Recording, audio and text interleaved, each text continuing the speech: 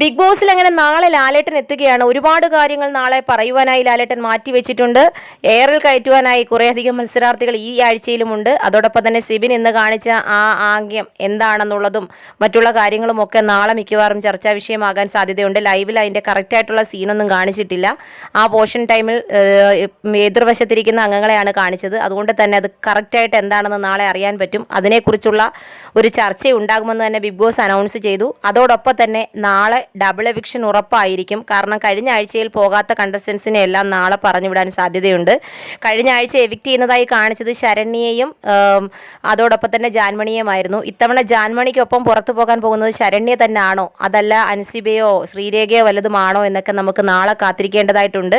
ഇതുവരേക്കും unofficial സൈറ്റുകളിൽ കാണിക്കുന്ന വോട്ടിങ്ങിനകത്ത് ഈ പറഞ്ഞ ജാൻമണിക്കൊപ്പം ശരണ്യയുടെയും അൻസിബയുടെയും ഒക്കെ വോട്ടിംഗ് കുറവായിട്ടാണ് കാണിച്ചേക്കുന്നത്. എന്തായിരുന്നാലും എത്രത്തോളം കറക്റ്റ് ആണ്, ഇനി എന്തെങ്കിലും ട്വിസ്റ്റ് സംഭവിക്കാൻ സാധ്യതയുണ്ടോ, പ്രതീക്ഷിച്ച മത്സരാർത്ഥികളായിരിക്കില്ലേ നാളെ പോകുന്നത് എന്നൊക്കെ നമുക്ക് കാത്തിരുന്ന് കാണേണ്ടതായിട്ടുണ്ട്.